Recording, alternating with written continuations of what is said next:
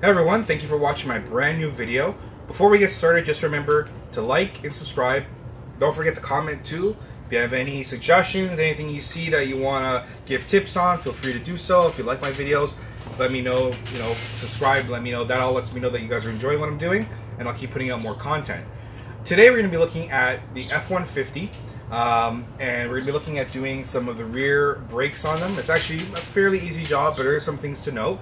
So we're going to go through that, and we'll get started on that now. The first thing, before we got into the brakes itself, is we're going to talk about taking off the wheels. I'll just do that quickly. I've already done it here, as you can see, because it's pretty straightforward, and if you guys are looking at this video, you probably already know how. But I want to give you guys some tips just in case. So what I normally do is I jack up the car itself. In this case here, with the Fords, you could just do it right at the diff. Once it's jacked up onto the diff, just slightly keep the wheels on the ground. Once that's done, then you loosen these. They're 21mm bolt lugs, so you just crack them. Don't take them off, just crack them so they're nice and loose. Do that for both. In this case here, as you can see, I've done it for both wheels as we're doing both brakes for the rear. Which, by the way, you never want to just do one side. If you're going to do one, do the other. That's just kind of a given. Anyways, back to it. So once you crack all the wheels, you jack the car up. Very important, get your jack stand situated. In this case here, I've just got it right onto the axle there. And then I drop it down. Although you see that, if you look, I don't know if you can tell, it's actually off the jack. I just keep the jack there for when it's ready, but it's sitting firmly on the axles now. Tip for you guys, if you guys have any asphalt driveway or anything, I put a piece of wood there, thick piece of wood, before I jack it up. Of course, if you're doing a low profile car or something, this is not easy to do, but a nice big pickup or something, you can do that, and it prevents the jacks from sitting into the asphalt and damaging your driveway. So a tip for you there. Anyways, back to it. Once you jack up the car, you have it situated on the jack stands. You just take off the lugs. If you have a compressor or anything, you can zip, zip, zip, get them right off. Otherwise, just undo them by hand. They should come right off nicely if everything is good on the truck. And then once that's done, then you're ready to get started. So before we move on to taking this off, one thing I want to note, always check your parts beforehand.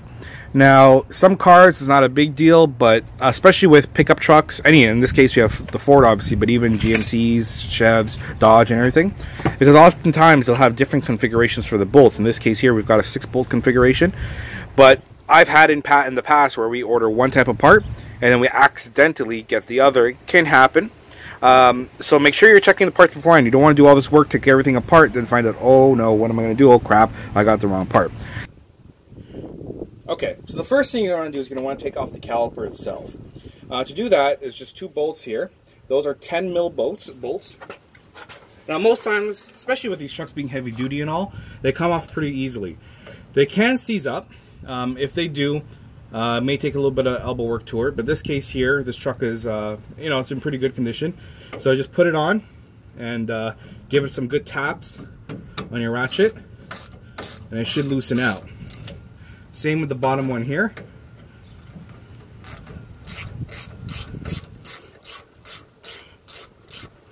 Again, if you see someone who's been doing a lot of heavy duty stuff with their truck or anything, these may not be in greatest conditions.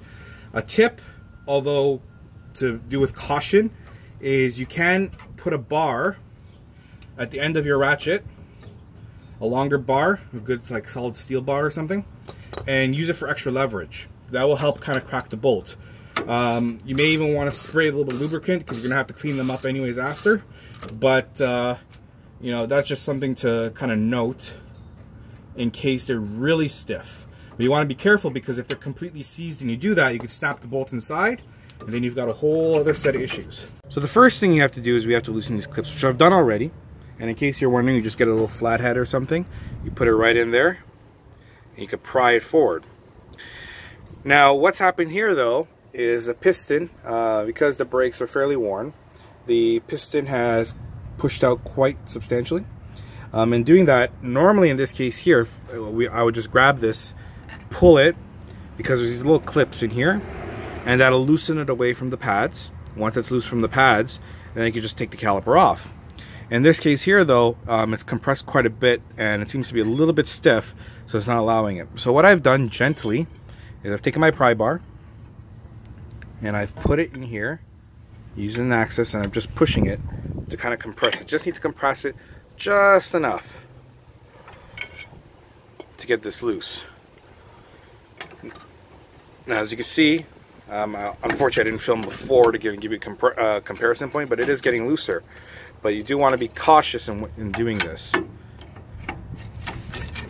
There we go. Now, some of you online may have some tips on that, and that's great if you do. Feel free to leave it in the comments below. This is what I do, and as you can see, it worked. No damage, no problems, nothing. There you go. So now, when you put this, you do not want to have it hang. You're putting undue strain on this rubber hose, and especially you don't know what the condition of those. I mean, this one looks pretty good condition actually. You don't know what the condition, and even if it's good condition, you can still put weight and everything on it, and it could break at the seals. Or if there's a piece that's probably pre-torn, it's got a little crack, you can crack that open, and then you got a whole set of other issues to deal with. So you want to avoid that. Now, once you got this off, it's just a matter of taking your pads out, which we are going to do here. And you can see it's loaded in with that piece in the back. And then this one is going to come out here. Actually, we're going to take that out separately. Oh, there we go. And then from there, it's not just going to be taking this off. Okay, this is always one of my fun parts, is taking off the rotor, because you always want the best case scenario. You want it that it just comes right off. Unfortunately, though, it's not always the case. In this case here, if you look, it's on there pretty well. Oh, wait, you may get lucky.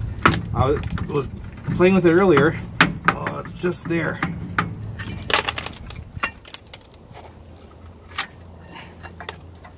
Okay. No, it's there. It's almost, but not quite. So what I'm going to do, first thing I'm going to try, is gently pry with my trusty pry bar. Just going to put it right here. This is the frame. I'm going to put it against the rotor and just gently give it a pull. That looks like it's going to do it. It's close enough anyways, we'll see. So you do that, and you give it, it shakes. It's almost there.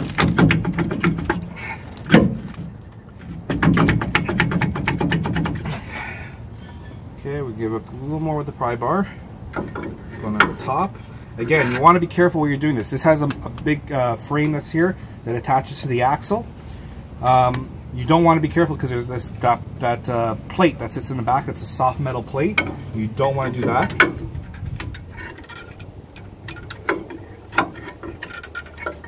Okay, now it's almost there, but not quite. Okay, and we're also going to get a hammer. I'm going to give it a couple taps. You don't want to resort to anything too heavy yet. What you're really trying to do is shock any of the rust and corrosion out of it. So you want to give it firm but soft hits, nothing too big. And hopefully you're shocking out.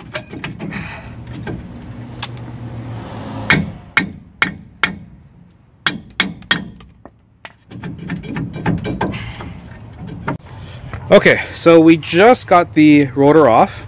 I did stop the video because I was concerned for a second, because although it was coming off, it was unusually tight. It did eventually come off. We did get it off with no issue. Now once you get it off though, the first thing you're going to do is you're going to inspect. You're going to check things like the springs here. These are the inner shoes for the parking brake, just to mention. So you check the springs. There's these retaining clips here and here. This one did give us a little bit of problems. You see we cleaned it up and got it back on. One thing of advice, maybe, if you guys are watching this, hopefully you watch this before you buy, before you started the video, is it's better just to buy this stuff. Buy it, have it ready, and if you don't need it, you can return it. Because you'd hate to buy, get started on this, all of a sudden, you open this up and let's say the spring is broken or there's damage or something, and then you've got to scramble to get parts, especially if this is your only car, let's just say, and you have no other means of getting back to the parts store. That could be a problem. You're better off, if you're doing the rear brakes, buy the retaining clips, even buy the shoes. These shoes should last you forever, right? They're just the parking brake shoes, but it's better to have it and make sure that your parts company, for these, they should be able to take it back if needed, but you want to check that out too. But that's just a point to mention. Now from there, you'll want to clean around. So what I use is I have this kind of heavy duty wire brush. I'm just going to even clean things like the plate here. Avoid the shoes. They could pretty much go onto anything else. You can spray it down with some brake cleaner first. I'm going to spray it down after, but it doesn't hurt to get some of the grime off before. I don't know if you're seeing it there. Let me see. Yeah, you should be able to see some of the stuff that's coming off. Go off all in around here on your hub. Get anywhere you can with the wire brush first. Of course, if you have a smaller wire brush, that comes in handy too. Just anywhere you can clean up. From there, I'm going to take my sandpaper and the areas I couldn't get to, particularly around the hub and so on here, right where this dust boot is. I'm going to give it a kind of a go by wrapping the sandpaper around. Just clean up any of the grime, the stuff that's built up all over time.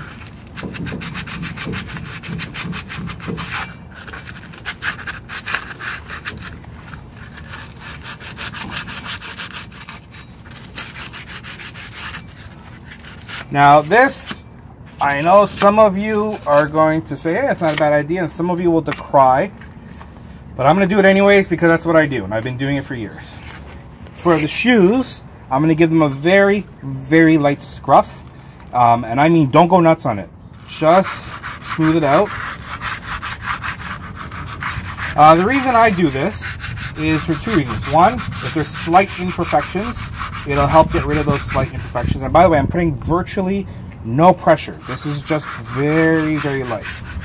Almost like you're doing very light body work. So anyways, back to it. So it remove any light imperfections. Two, it'll give it an ever so slight gruff to it.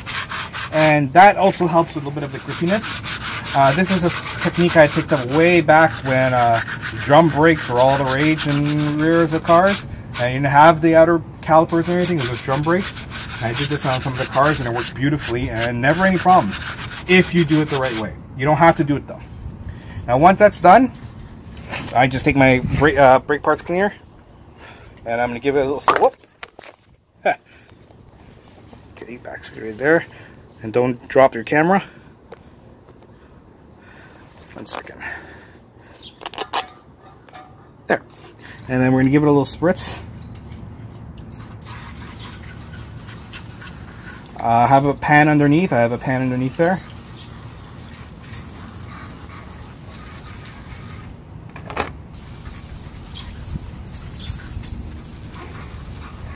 Okay. And that's that. We're going to let that leak out. I'm just going to stop the video when we get ready. So now we're going to depress the caliper. But before you do that, you're going to want to open this up. The reason for that is when you depress the caliper, it's just brake fluid inside there. And you can push the fluid up, and if this is sealed off, then that'll create too much pressure and could blow something inside, like one of the valves inside or anything like that. So you want to open that up and just leave it aside. Luckily, there seems to be a lot of room to play with in here for what we're going to be pushing the caliper. You see the fluid's about here, and when you push it up, it should only move about there or so, very little, but still, we'll make sure to get that done. So we're going to depress the caliper now. Well, not now. The first thing you're going to do is you're going to check it. So the reason you're checking it is because, see this boot here? It's a rubber boot. That if you've got a lot of dirt or contamination in here, or if it's cracked and you depress this, you can actually crack the boot, which dust can get in, or you can even get some brake fluid leaks eventually. All sorts of issues can come up from that. This could seize. Anything can happen. So we're going to depress that. We also got to grease these up. So that's just basically putting this back. We'll talk about that in a bit. But first thing, of course, is we've got to take care of this. So you just visually inspect, make sure there's no dirt, anything like that around. If there's dirt in here, that's fine. That's not a big deal. It's really the out here on this part, and also along the boot that you're looking for, and you want to invest, look around as best as possible. After you've looked, then again, you're going to set up your thing, and you're going to give it a little spray just to get any contaminants and stuff off. So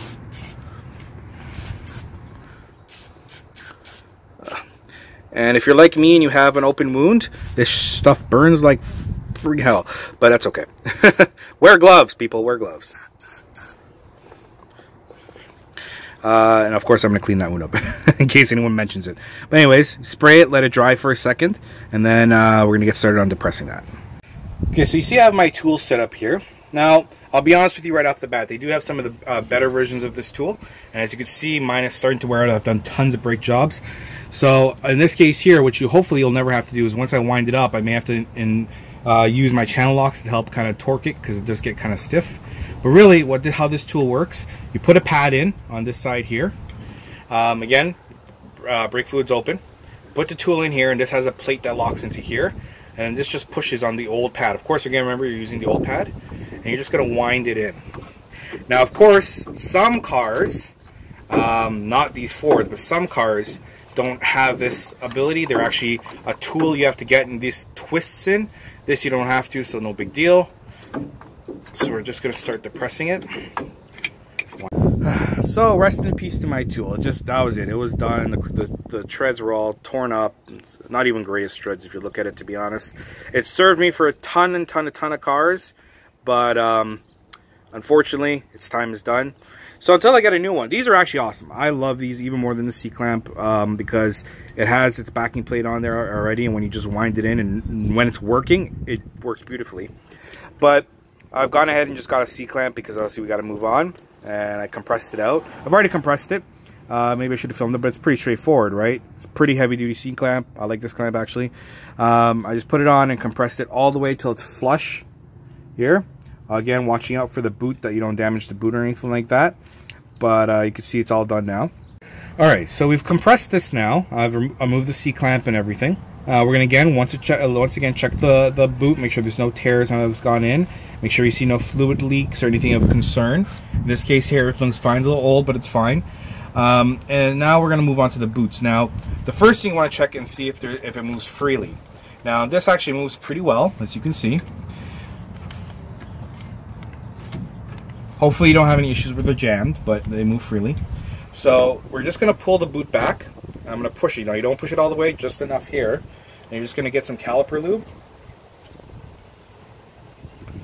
And we're just going to put some on here. Get as much in as you can. And then we're going to pull that. We're going to push it all the way in, play it a bit, and then do the same for the other side.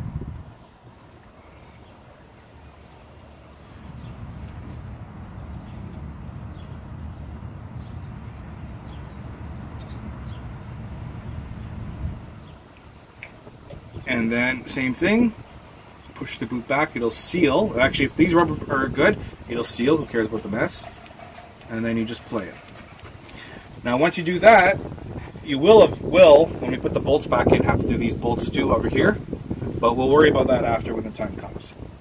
And we're going to do the same for the other side now. Again, excuse me, because again, normally you wouldn't do it right here. You can actually even put it on the leaf spring, and that's a little bit easier. But for the sake of the video, I'm doing it here so it's a kind of an easier angle for you guys to see. So again, we're just going to lube it up with some caliper lube. Seal it up. Move it through. Push this through. Pull back.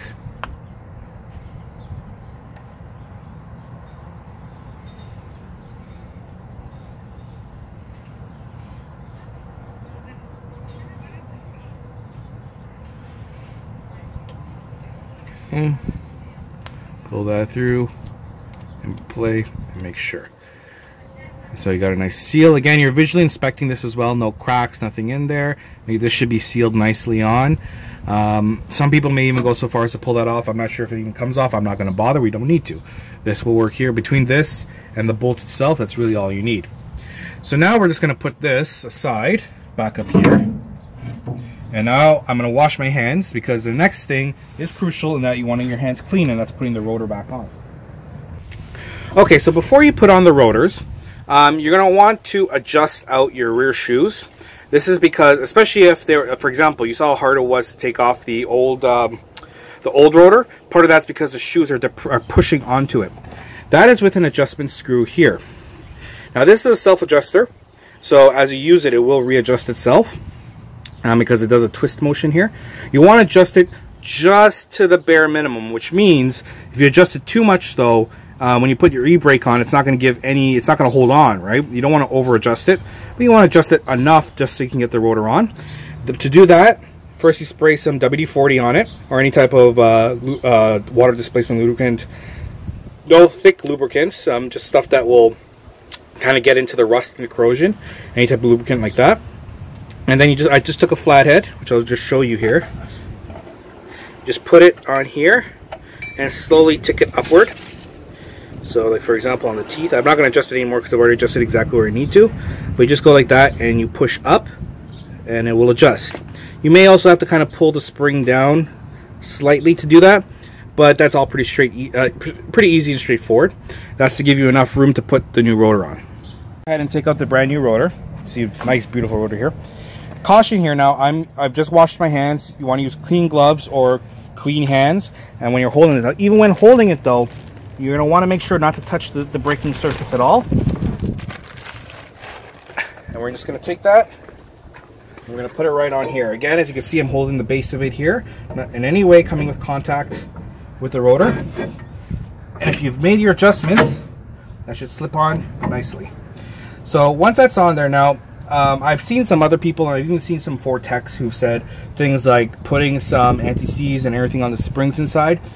I could see doing that if this was a heavy-duty application, if someone was carrying a lot of heavy loads, or if they were doing a lot of anything excessive like that. In this case here though, because this is just a regular duty truck used for regular duty things, we're just not going to bother with that. We just put this on here, but it is something to note. Now that this is on here, all that's really left is putting on your caliper, which we'll get to now. Okay, so now that we've got our caliper on, a nice new caliper, I know there's a little bit of scuff and everything on there, but that's not going to make any difference. It's really this you want to have protected and everything. Obviously now we're going to move to the pads. So, of course, just as everything, you inspect first, make sure everything is good. So we have checked out these here, and this is to replace these here, so we'll take these off. They should pry off. If not, just a simple screwdriver. We'll take them right out. And actually, so we just, you see, put it in here, pull that aside, pull that out a bit, and then, all right, they're on there. What we'll do is, I'll set up the camera. You see I've already kind of pulled it pry, but I'm going to have to get a hammer and I'll gently tap it out. We'll do that in a sec. First, of course, let's go talk about what we're talking about is inspecting. So we inspect these out, make sure it's the right pads, make sure that everything matches up as far as brackets and clips and everything. Again, there's been even times where I've seen we buy a part and it's got the right part number, wrong parts inside. So again, this is why you inspect.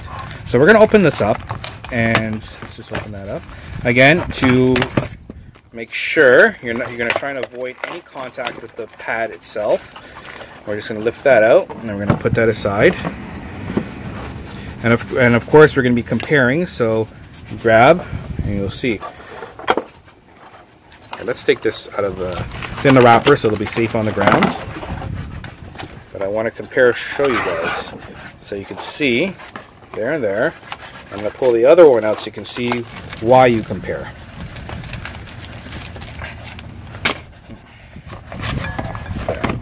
So as you can see, because of course the cars are on the opposite end, brakes are on the opposite, everything is reversed, right? In some cases you don't see that. Like if you look at these two, which is the inner, because it doesn't matter, they're the exact same. Some cars it's different. Most cars though it's the exact same. You can see everything matches up. There's no difference in these whatsoever. However, when the outer pad, there is a difference. The clips are the same, even the mounting bracket is the same, but particularly in this case here where this clip is, that's different.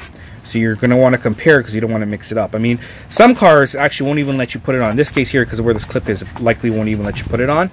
I have serious doubt to that. But some cars actually would even let you put these on the wrong side. Some of them have a little squeal sensor that kind of sticks out. Actually, you can see right there. There's a squeal sensor. There it is. That's not even a squeal sensor mount. Sorry. I thought it was for a second because it looked like it. But anyway, squeal sensor will stick out just past metal. This doesn't, so it's not a squeal sensor. But some have a squeal sensor on there that sticks out ever so slightly. They're on the opposite sides. They'll let you put it on, but that can cause issues with the brakes.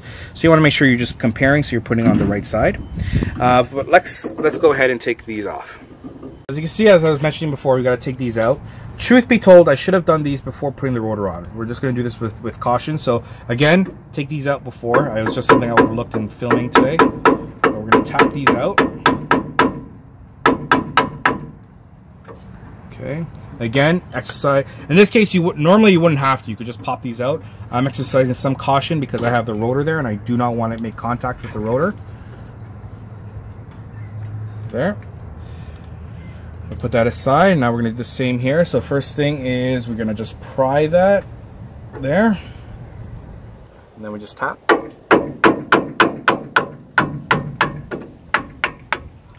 Okay, and gently. Again, normally, I'm only saying gentle because I've got the rotor here, but in this case here, there.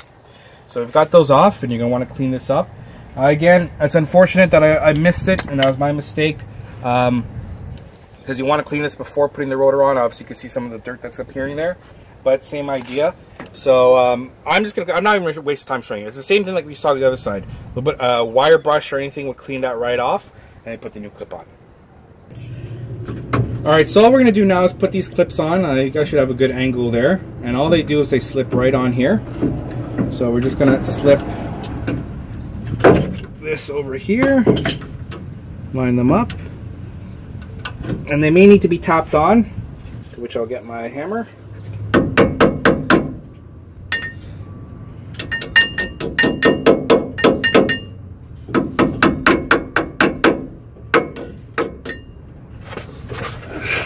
Get a better spot here, and because the rotor is here, again, should have done it with the rotor off, but we're gonna just go ahead and use the flathead to gently, you don't want to warp it or anything, tap it in.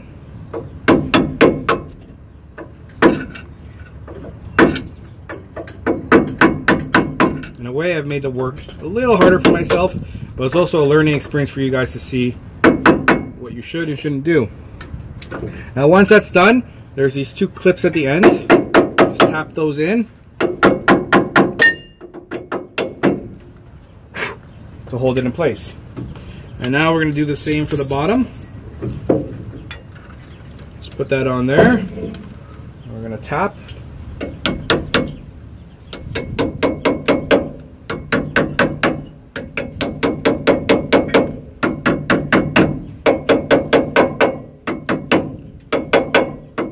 Once in, nice and snug, just tap in the clips to hold it in place. From there, we can go ahead and start putting on our pads. So I'm just going to grab the pad we need. This goes on here.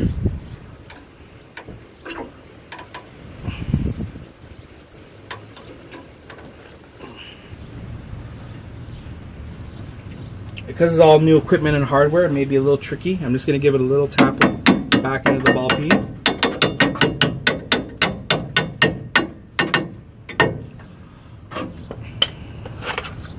So once we get this on, then it's just a matter, we're going to have to pull these clips out ever so slightly. Sometimes you'll put the calipers on, they'll be just fine. But in this case here though, I just looking at it, I can tell you that it's going to be a little tight. You don't want to pull it out a lot, just enough to clear the caliper, and then of course we'll push it back in. Then you're going to take your new brake. You're going to get some, I have this thing called Disc Brake Quiet, which is really nice, right here. We're just going to spray the back. I'm going to do it against the box here. Just this red stuff that goes on. Again, use gloves. And then this will go right into here, like so. And clamp into here, like so. Now because these clips are all brand new and nice, they're going to be a little hard to get in there. There. Now we go and take this. Oh, and I got some of that grease on my hands. And we're going to put this over here, and you can see why I lifted this out just slightly. Now, because we have new clips, I may have to hammer this. Not new clips, sorry, new brackets and everything. I may have to hammer this in slightly. Now it's done. You can see the clips are on. I'm going to just take my hammer and, with the ball peen side and tap these in just to make sure they're holding nice and tight and firm. They should be clipped into the right inside here, those little clips. And make sure that everything is mounted on the bracket. I can see the bottom here. If you look right here, You can see that there's a little bit of distance, so we're just gonna tap that in. There we go. All that's left now is to put these bolts on. So what we're gonna do is we have to clean these up and then grease them. Now I've had it sitting, you see it's dirty. I didn't put too much concern in them getting dirty because I know I'm gonna clean them up. If you can keep them clean though, that'll be best, but watch, we're gonna clean them up now. Alright, so you can see we have the bolts here, a little bit dirty right now because they got stuff on them from the breeze. We're just gonna take a rag and clean them all up, get all the gunk off. This includes all the old grease, so you wanna get that all cleaned up. And also any of the contaminants that can be there. Once looking good, the unthreaded part of it, you're going to put some caliper lube on. You can be liberal with it, but don't oversaturate. But you don't have to worry about too little, too much. Just get a good coat going on and make sure it's entirely coated. And then once done, I'm going to put that through here and thread it right in.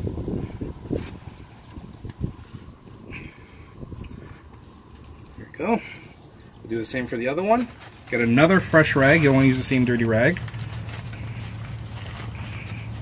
Clean that up. Make sure your hands are as clean as possible. They're going to be filthy. Come on, let's be honest. You're doing this job, your hands are going to be filthy, but you want to clean up your hands as much as you can when dealing with the new parts or with anything like this, like sliders. Okay, and you're going to grease it up.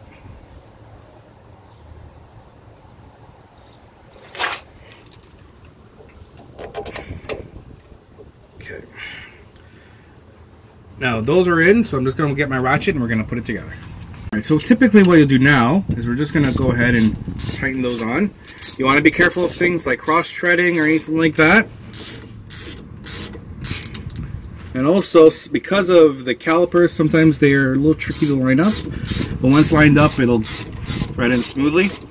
So there is torque specifications. Some of you may hate me for this, but I'm not using torque specifications for something like this. Essentially what I'll do is I'll go to, it's about hand tight. And then once hand tight, I'll give it another quarter turn or so. That will be all you'll need. Now on the bottom of the video here, I should have the torque specifications. I didn't get it for the video, as I have done this so many times, I don't even bother. This works. I've never, ever had a problem in any car with this. However, if you guys want to do it the right way, I'll have the torque specification for you. But that is good. There. Now, once this is done, all that's left now is putting the wheels on. In some case here, you can see I've done it previously, I'll put some antiseize around here. This is just to prevent the heat from locking those bolts on. Just a little bit along the threads itself. And then that's that. You put the wheel on, you torque it, I believe it goes to 130 foot-pounds. I'll have it at the bottom. 105. I'll have it on the bottom there. For this car, I believe it's 105 now I think about it. But again, you'll see it on the bottom there. I'll get the spec for you. You put the wheel on. You do it till it's hand tight. When you do it hand tight, that doesn't really matter. You know what? How about I show you guys? Okay, so just a heads up. I'm going to put this on and I'll show you some of the tips on putting the wheel back on. I'm only doing that to show you guys. I'm actually not going to be able to drop the car because I got to do the other side, but I'll explain to you. So first thing though is you put your wheel on. So you can see that I've already put the antiseize onto the bolts itself. It's just this kind of grayish antiseize, works great, perfect for the wheel lugs. We're gonna go and line this up and lift it. Get that right on there, nice and snug. If the wheel has a lot of corrosion on the back, this one didn't, you may want to give it a little bit of sand on the back of it as well, so it has a nice heating surface. We're going to put that on there. Now when you're doing this part, it doesn't matter. You can just hand tight it, or if you have an impact gun, just zip it right till it gets to the rim itself and then leave it. I'm doing a crossover, which is how you should tighten, but it really doesn't matter. You can actually go for this part of it all the way in a circle, doesn't really matter.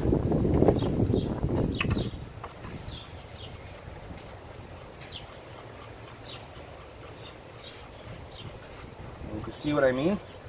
Now, while I'm putting these on to explain, so now what you would normally do after you've done both sides is you drop the car. So you jack up the car, remove the jack stands, then drop it down. When you drop it down, the jack doesn't come completely out. You don't drop it all the way off the jack. You drop it until the wheels are touching the ground, so you have contact. Once you have contact, you get your torque wrench, and you'll tighten these up to the 150 I mentioned earlier at the bottom of the video. And that's where it's very important to tighten your wheels the right way. So this here, you see now, it's pretty much hand tight.